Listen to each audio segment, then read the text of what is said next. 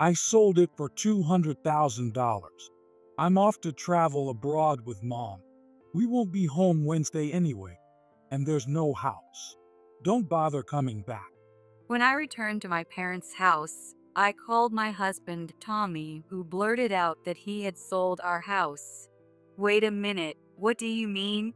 Frantic, I got no explanation as Tommy hung up, and he wouldn't pick up my calls when I tried again. The next day, I discussed what to do next with my mom. Don't worry, I've got it handled. With those strong words, my mom flashed a sly grin, encouraging and puzzling me at the same time. I've got it handled. What on earth had she done? What do you mean? I asked, but my mom just muddied the waters. You'll see. Little did I know then, I was soon to be reunited with Tommy in a tragic state. My name is Nancy Williams. I'm currently 40 years old and have a 12-year-old daughter named Felicia who is graduating elementary school this year. I met my husband, Tommy, about 15 years ago. The connection began when Tommy, a senior colleague, transferred to my department at work. Tommy, 10 years my senior, was an impressive figure, seemingly out of reach. However, he took a liking to me, and I soon fell for him too. We started dating and quickly got married. Soon after, I discovered I was pregnant, and we were at the pinnacle of happiness. Following the birth of our daughter, I quit my job and now live happily with my family of 3 in a condo near my in-laws. Our marriage was going smoothly, but I encountered a common problem often talked about: the mother-in-law dilemma. Tommy's mom, Susie, didn't seem to think highly of me and targeted me for criticism. Interestingly, both Tommy and I were raised by single mothers, which gave us a lot in common and much to relate over. On the other hand, we had our differences. My mom always respected my decisions and stood by me. When I decided to marry Tommy, she said, "If Nancy has chosen him, I won't object. It's wonderful to be with the person you love," and she was genuinely happy for us. However, Susie was always critical from the get-go.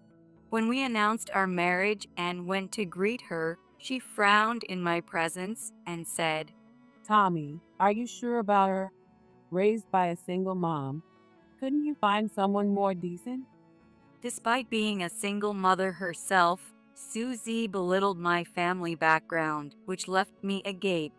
But at that moment, wanting to be liked by Susie, I kept smiling through her remarks. Encouraged by my acquiescence, Susie continued to criticize everything I did after we married. Your cooking is too salty. You've added too much salt. The soup lacks proper flavor, and you can't even clean properly. Nowadays, she would often drop by unexpectedly, devour the meal I prepared for myself, criticize it, and leave. This happens about 5 times a week. No matter that we are family, dealing with Susie's attitude wears me out. Could you ask Susie to limit her visits? I've repeatedly asked Tommy for help. Don't talk like that. She raised me by herself, and she's lonely living alone. Yet, Tommy always defends her. It's as if he can't see things from my perspective. But just because she's lonely, why do I have to be the one constantly criticized? Mom's like that with everyone. She's probably just taking it out on you. Try to bear with it a bit. Tommy said, but this was no mere petulance. He heard the words at our marriage introduction and the subsequent snide remarks. Even when our daughter Felicia was born, she laughed and said, "She's got her mother's flat nose." Susie's behavior isn't something that can be dismissed as mere affection. It's too much. Please don't come to see Felicia anymore. That was the first time I spoke back when she mentioned Felicia. But Susie just laughed at my stance. Hey, no need to get so mad. You're so red. I can't tell who's the baby here. That's what they call a silly parent.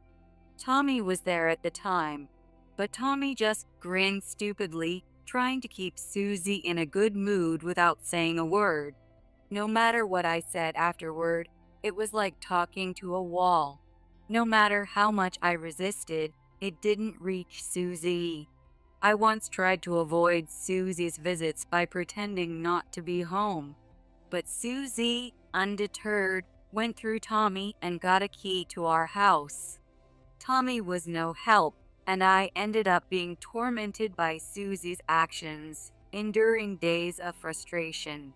Now, it seems like visiting our house has become part of Susie's daily routine. If it were just that, it might be bearable, but she orders me around and makes snide comments. You're a useless daughter-in-law. Tommy must be out of his mind to choose someone like you. When Susie said that, Tommy went quiet. As our marriage goes on, her treatment of me only gets harsher. Furthermore, despite her initial opposition, she takes out her frustrations on Tommy for not doing exactly as she says. Today's soup is too thin again. Marrying a wife who can't even make soup. You're really a disgraced son, Tommy. Then don't come over if you don't like it. After all, this isn't Grandma's house. Felicia, who has never grown close to Susie, now talks back as she's older. Ah, not cute at all. You're just like your mom. You've been like her since you were born. Oh, really? I'm happy to be like Mom, though. Hearing Felicia talk back honestly feels refreshing, but because of Susie, who retorts like a child, the atmosphere at home is the worst. Eventually, Tommy started using work as an escape and stopped coming home. Then Susie would blame me for Tommy not returning. Unable to stand it any longer, I called Tommy after his work hours were over one day. Susie's here again today. Please come home. I'm stuck at work today. Can't do it. Then tell Susie to go home. Such conversations aren't new. I'm always sending SOS calls to Tommy. However, Tommy never takes my concerns about Susie seriously, and that day I was heading to his office while on the phone with him. It's just impossible. I'm working for all of us. Deal with your own mother-in-law. Your mother, you mean? And by the way, I'm actually on my way to your company right now. Before I could finish, he hung up. I can't believe he just hung up. I was stunned and outraged by Tommy's attitude, but as if to add insult to injury, an even more unbelievable scene unfolded. Tommy. It was a young woman who had just left his office and was running towards Tommy. At the sight of the woman, Tommy's face broke into a disgustingly bright smile. At that moment, my heart sank into darkness. The two of them joined up, not noticing me, and began walking away as they chatted and laughed. Startled, I tried calling Tommy several times. However, Tommy glanced at his smartphone with a grimace and shoved it back into his pocket. Then they started walking towards a quieter area. While I had a bad feeling, I desperately wanted to believe Tommy, convincing myself he must be with a work colleague. Still, a 1% doubt prevented me from approaching them, and I ended up following them. Can't be. No way. I muttered to myself as I trailed them, but the outcome was grim. As expected, the two disappeared into a hotel district. I stood frozen, watching them disappear, unable to move. Tears streamed down my face as I cried all the way home. But there was no rest at home. You're late. What have you been doing? Susie asked, lounging on the sofa without a care. Tommy is cheating on me, I told Susie. But Susie just laughed. Really? Tommy has got some nerve, huh? It's fine. He'll come back here eventually. Her words infuriated me. It's because of you, Susie. You're always here, ruining the atmosphere. That's why Tommy doesn't want to come home. Perhaps it was partly an outburst, but it was the truth. Susie, clearly angered by my words, retaliated, but I managed to force her out of the house that day and cried alone in the empty room. Fortunately, Felicia was at a tutoring session and wouldn't be back for a while. I was overwhelmed with the feeling that Susie and Tommy had destroyed my family. After that incident, Susie stayed away for a while. I lacked the courage to confront Tommy about his affair, and life just went on. I was slowly regaining some peace, but every time Tommy grinned at his phone or informed me he'd be late, I felt nauseous. Since it was summer vacation, I decided to go back to my parents' house. Felicia would be home during the break. Susie would probably come by pretending nothing was wrong. So I thought it might be better to actually be away. My parents' house is in the same county, but about a 30-minute bus ride away. I couldn't visit often, but I was concerned about my mother living alone. It's unusual for you to stay so long. You usually only stay 2 nights. Are Tommy and Susie okay with it? My mother knew nothing about our situation. She asked casually, but I stumbled over my words. What's wrong? My mother must have noticed something odd about me. She looked concerned and peered into my face. Unable to keep silent, I spilled everything about what Susie had said, how Tommy had not defended me, and about his current affair. I hadn't wanted to worry her, so I had told my mother that my relationship with Susie was good, which left her speechless, but she offered warm words of comfort. That's how it was. You can stay here until you feel settled. I spent about a week at my parents' house, and Felicia played a lot with my mom, seeming quite content. During that time, I heard nothing from Tommy. He must be getting along well with his affair partner. I didn't care about Tommy anymore, but I couldn't leave our house empty forever, so I thought about returning home and contacted Tommy. I'm thinking of coming back next Wednesday. Tommy, who answered the phone, didn't ask how I or Felicia were doing and casually responded to my statement. Oh, you were planning to come back? I couldn't hide my irritation at his tone and raised my voice. What do you mean? It sounds like you don't want me back.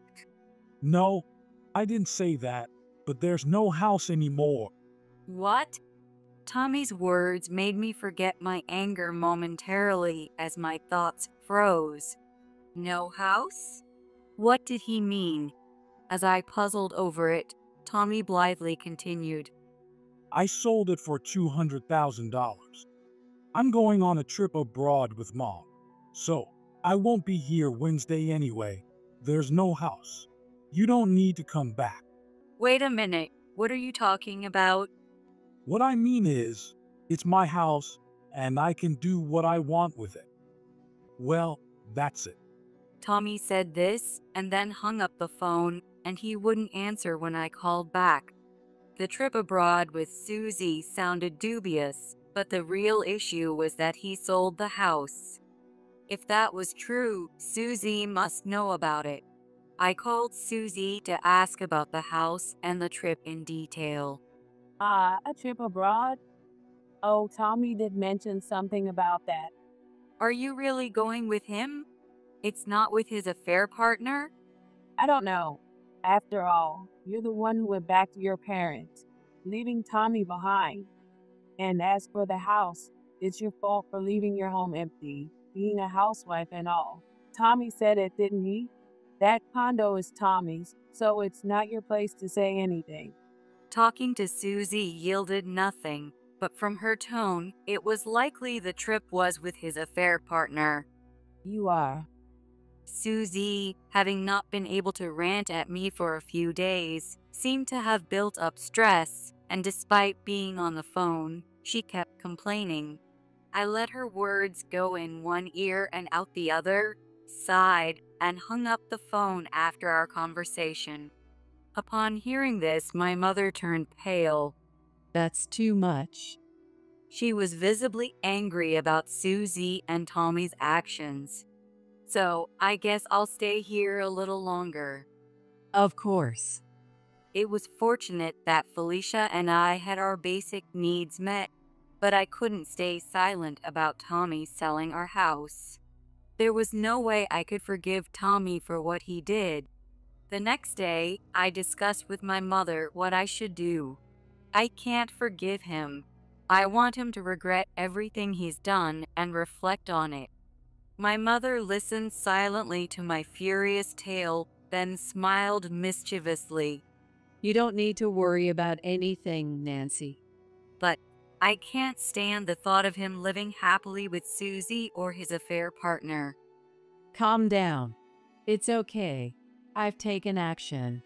There's no way they can be happy after what they've done to you. Her strong words encouraged me, but they also left me puzzled. In saying she took action, what could she have done? What do you mean? I asked, but my mother's response was vague. You'll see. 2 weeks passed. Felicia and I were still living comfortably at my parents' home. Felicia seemed to really enjoy her time with her beloved grandmother, following her around every day. I worried that her last summer vacation before finishing elementary school might feel constrained, but it didn't seem to be the case. That evening, while the three of us were having dinner, my phone rang. It's an unknown number. Suspicious, I answered the call on the spot. Hello? The police. I blurted out in surprise, drawing the attention of my mother and Felicia.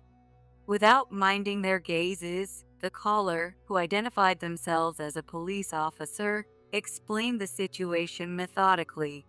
Your husband has been found sleeping in the park, causing a disturbance to the neighbors, and he is currently being held at the police station. Could you come to pick him up? I'll come right away. I responded and hung up. Both my mother and Felicia looked at me with wide eyes, wondering what had happened. I explained the call from the police. I have to go there now. With that, I rushed out of my parents' home. Upon arriving at the police station, I was immediately led to a room. There sat Tommy, unshaven, looking dejected. His clothes dirty, with a carry-on and an unknown woman beside him. I couldn't believe that the disheveled man being held by the police was my husband. I almost thought I was in the wrong room. Tommy looked up vacantly, and as soon as he saw me, his eyes filled with a sudden intensity, and he stood up. What have you done, you fool? Huh? His sudden outburst took me by surprise. To think he would speak to me like that after I came all this way when he called. Irritated, I retorted, "Who do you think you are? Causing trouble for people. What have you done? That should be my line." Huh?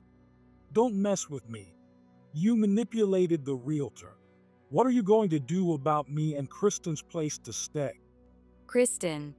That must be the name of his affair partner. The unfamiliar woman remained silent, looking down. But more puzzling were Tommy's words, which left me tilting my head in confusion. A police officer calmed the agitated Tommy, giving me a moment to think. Then I remembered what my mother had said about taking care of it. In fact, my mother owned multiple properties. She became a single mother after my father passed away, who was the son of a landlord. Thus, she inherited the real estate in my father's name. Currently, these properties are transformed into apartments and are rented out. She has had a long-standing relationship with the realtors and is well known in the local real estate market. You said he sold his home, right? I assumed it was hard to think about living with Susie, so he must be renting a new place. I just checked if Tommy had signed a recent lease on one of our properties. I stepped out of the room where Tommy and the others were to call my mother, and she nonchalantly explained. And it turned out he was there. Since he comes with issues, I told them, I won't rent my property to this guy. Then, other property owners caught wind of it and refused to rent to him too. I couldn't help but laugh a little, lured by my mother's laughter.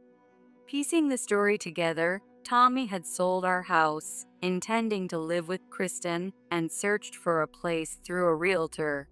Coincidentally, the apartment they initially got was owned by my mother. Feeling secure about finding a new home, they went on a trip abroad, during which my mother refused to rent it out. The realtor tried to contact Tommy, but couldn't reach him because he was still traveling. Meanwhile, my mother, known among landlords for being exceptionally accommodating, had made it known she wouldn't rent to Tommy. No one wanted to rent to such a person. After returning, Tommy immediately started looking for another property he could rent from a real estate agent, but it seems no one came forward to rent him a house. Upon returning from the trip, Tommy found that he had no home to return to, and according to the police, he had run out of funds, maxed out his cards. Kristen had terminated her apartment lease as well, leaving them homeless and resorting to sleeping in a park until they were reported. Anyway, as the person responsible for him, we need to proceed with. The police thought I had come to pick up Tommy. What? I just came because I was called. I have no intention of being the person responsible for him. What? Let them sleep outside together, I said, laughing. Presumptuously, Kristen, hoping I would take responsibility, looked up at me despairingly upon hearing my words. Tommy tried to lunge at me in anger, but was stopped by the police. Yuck, you're dirty. You haven't showered in a while, have you? Don't come near me. I deliberately said that, then turned my gaze to Kristen. She was not particularly beautiful, just an ordinary-looking girl. Now filthy and disheveled, she was probably in her early 20s. She sulked in silence, merely hanging her head. Kristen, was it? She flinched when I addressed her. Yes. Why don't you call your parents to pick you up? That is, if you can tell them you went on an affair trip with a married man. Kristen couldn't respond to my words and just started crying profusely. And Tommy, you should have her parents take responsibility for you, though you might be older than her. What? Well, I don't think age matters in love, as long as it's true love. Tommy tried to retort, but ended up silent, unable to say anything. What was he thinking, messing around with someone so much younger? Seemingly realizing the shame of his actions, he bit his lip in frustration. Well then, see you. Wait, please. Tommy called out loudly, trying to stop me as I began to leave. But I had no obligation to wait. I didn't even look back as I left the police station. The next day, the doorbell at my parents' house rang. Felicia and my mom had gone out shopping, so I answered the door, and to my surprise, it was Susie. Perhaps she took the bus all the way here just to complain to me. True to my expectations, Susie began speaking with her usual nasty expression. This failure. You didn't even pick up your own husband. What are you doing? You're terrible.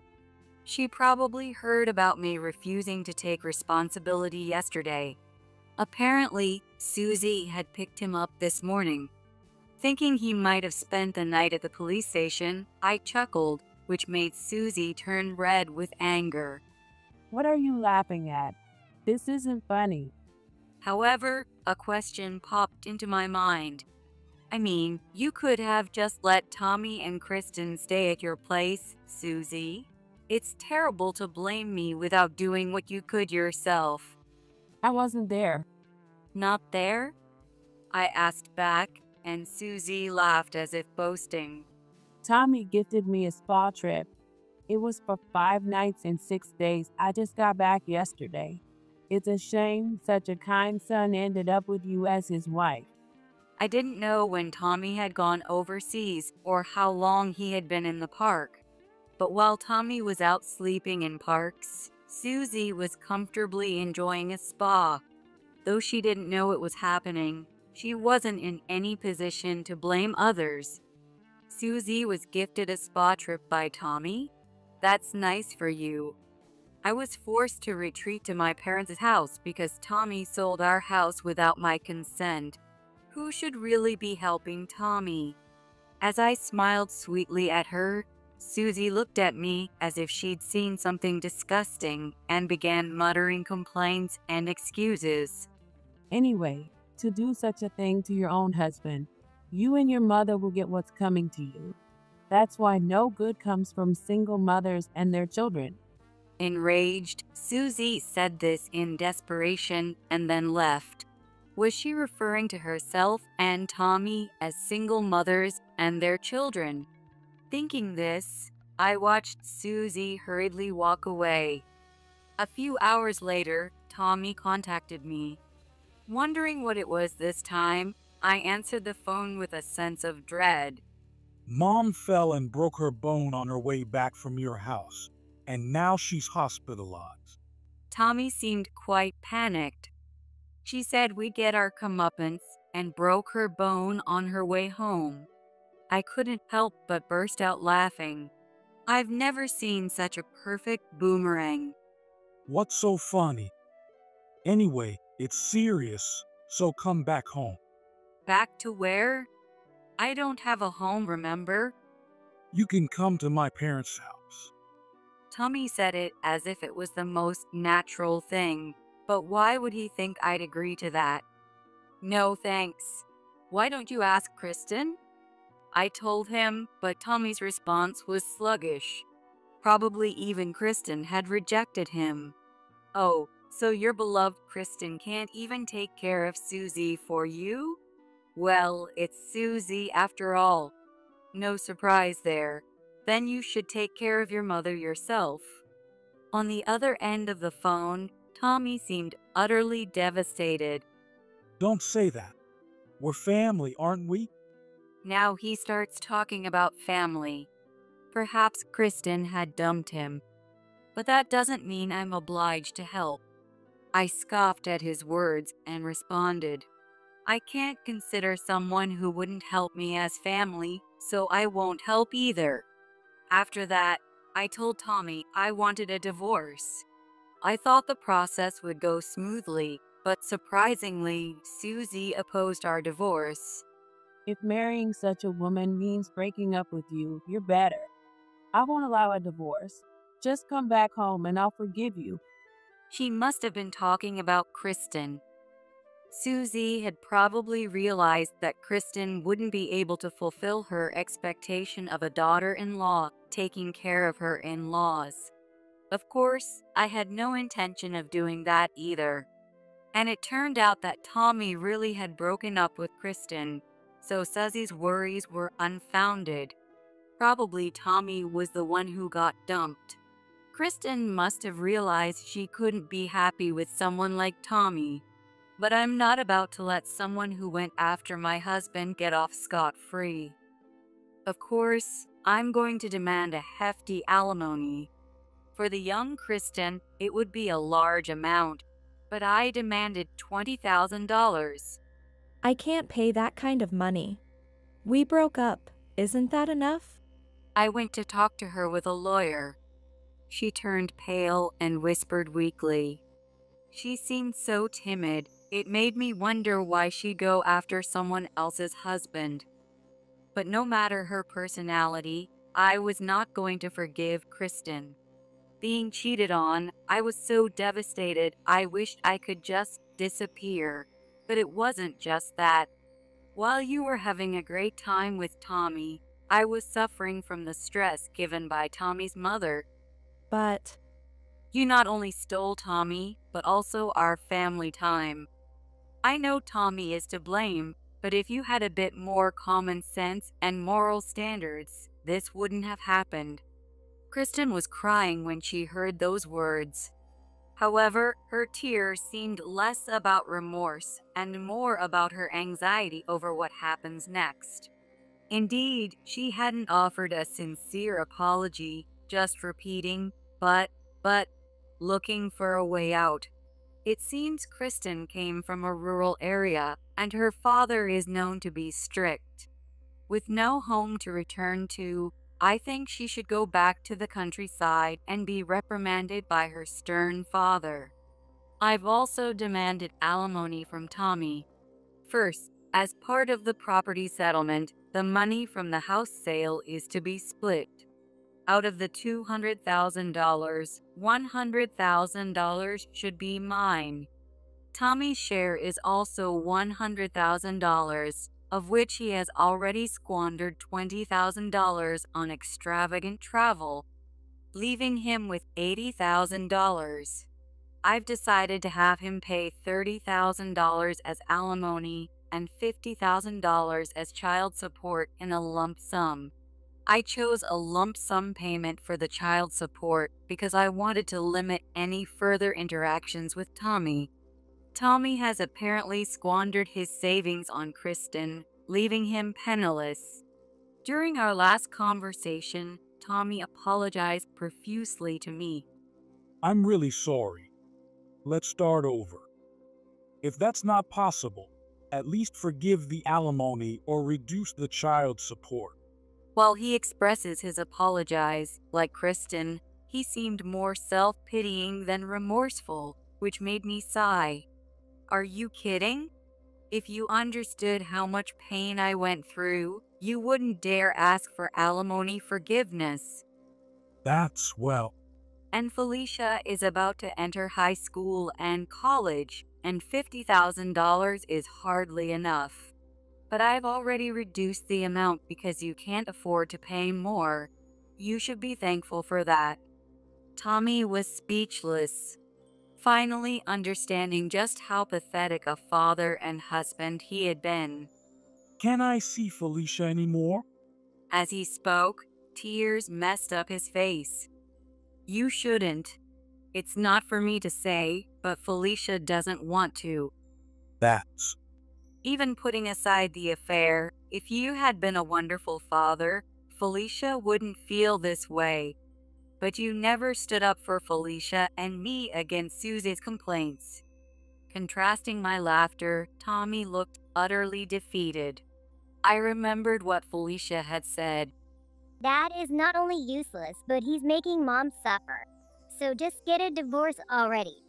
Actually, it was Felicia who had suggested the divorce.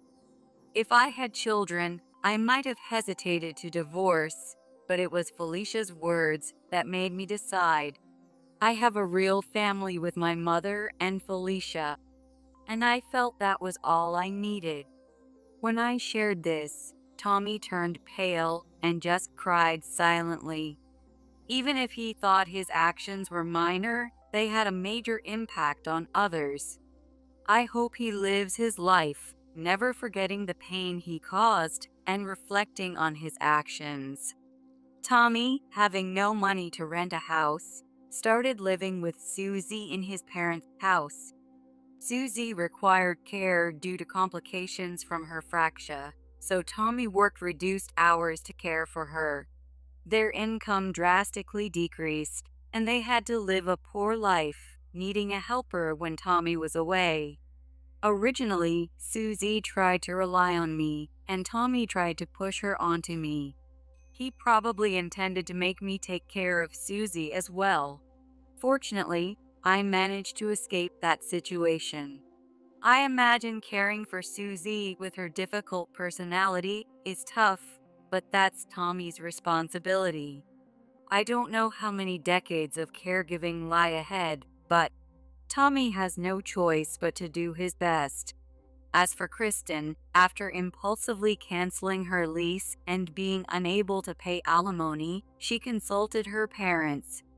I received an apology and alimony payment from Kristen's parents, and it seems she has returned to the countryside. Consequently, she resigned from her job. The job she loved, the independent life she longed for, and all her savings. Kristen lost everything. I don't know what she is doing now, but I think she is living under strict parental supervision at her parents' house, feeling restricted. As for myself, I continue to live in my parents' home. Although it was a bit far, Felicia attended her original elementary school until graduation. She then enrolled in the middle school I attended.